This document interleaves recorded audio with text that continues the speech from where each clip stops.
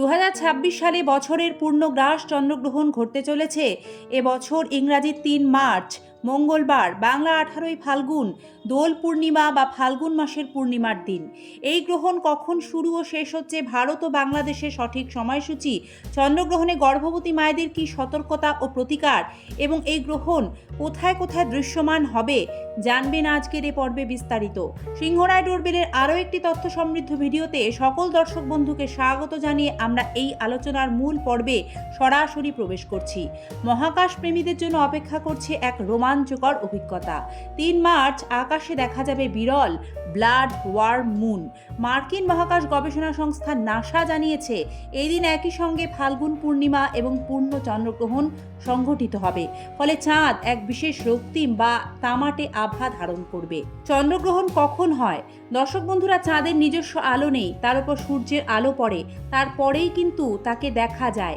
পৃথিবী, চাঁদ এবং সূর্যের মাঝে চলে এলে সূর্যের আলো আর চাঁদে পড়ে না, বদলে পৃথিবীর ছায়া পড়ে চাঁদের ওপরে, তখনই হয় চন্দ্রগ্রহণ। পূর্ণগ্রাস চন্দ্রগ্রহণের সময় চাঁদের রং লাল হয়। কিন্তু কেন হয়? আর এই লাল হওয়ার কারণেই একে রক্তচাঁদ ও ব্লাড মুন বলা হয়ে থাকে। কেন পূর্ণগ্রাস চন্দ্রগ্রহণে চাঁদকে লালচে বা তামাটে বর্ণের দেখায়? বিজ্ঞানীদের মতে পূর্ণগ্রাস চন্দ্রগ্রহণের সময় পৃথিবী যখন সূর্য ও চাঁদের মাঝখানে অবস্থান করে তখন সূর্যের সরাসরি আলো চাঁদে পৌঁছাতে বাধা পায়। তবে পৃথিবীর বায়ুমণ্ডলের মধ্য দিয়ে সূর্যের আলোর একটি অংশ প্রতিসারিত হয়ে চাঁদের অন্ধকার পৃষ্ঠে পড়ে।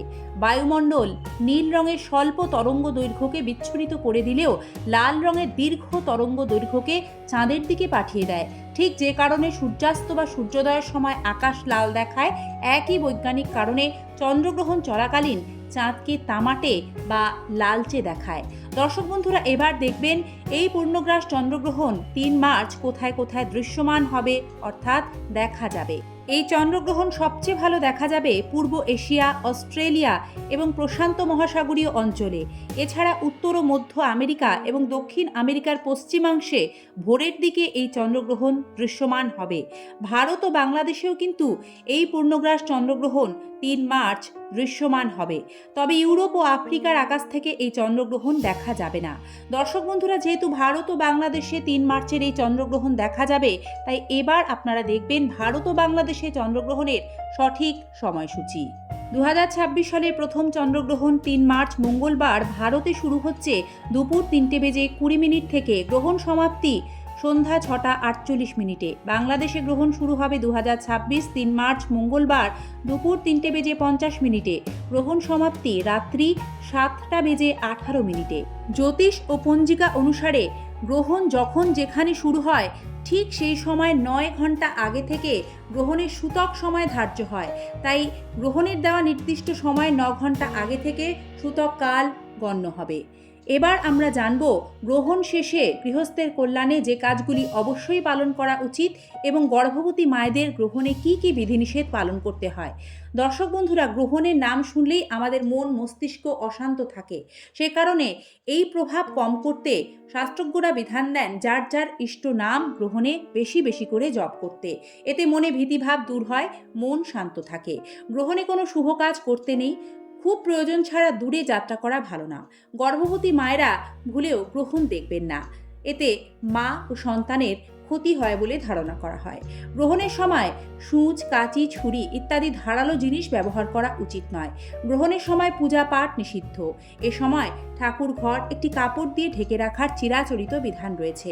ধর্মীয় বিশ্বাস অনুসারে চন্দ্রগ্রহণের সময় নতুন করে খাবার রান্না করা বা খাওয়া উচিত নয়।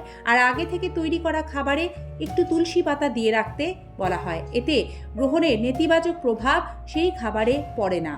চন্দ্রগ্রহণ দেখার জন্য সূর্যগ্রহণের মতো বিশেষ চশমার প্রয়োজন নেই। এটি খালি চোখে দেখা সম্পূর্ণ নিরাপদ।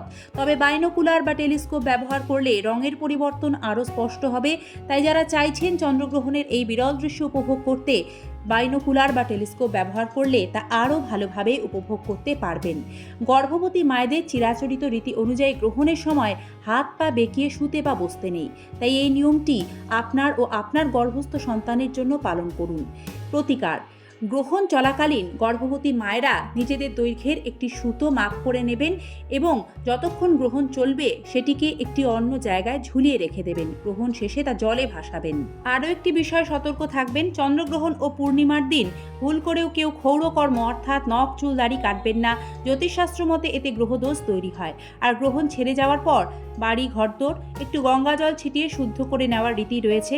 নিজেরাও সম্ভব হলে স্নানের জলে গঙ্গা জল মিশিয়ে স্নান সেরে নেবেন। এরপর অর্থাৎ গ্রহণ ছাড়ার পর দোল পূর্ণিমার যা রীতিনীতি রয়েছে সবাই নির্বিঘ্নে আবার পালন করতে পারবেন। গ্রহণ নিয়ে অযথা ভয়ের কিছুই নেই। এই যে গ্রহণ সম্পর্কিত বিধিনিষেধ বা নিয়ম, এগুলি সেই আদিকাল থেকেই চলে আসছে। মানা বা না মানা ব্যক্তির একান্ত ব্যক্তিগত ব্যাপার। ভালো থাকবেন। তথ্য সমৃদ্ধ এই ধরনের ভিডিও দেখতে সিংহরায় ডোরবেল চ্যানেলটি সাবস্ক্রাইব করে পাশে থাকা বেল আইকন প্রেস করে রাখার বিনম্র অনুরোধ জানিয়ে আজকের পর্ব এখানে শেষ করছি। ধন্যবাদ। নমস্কার।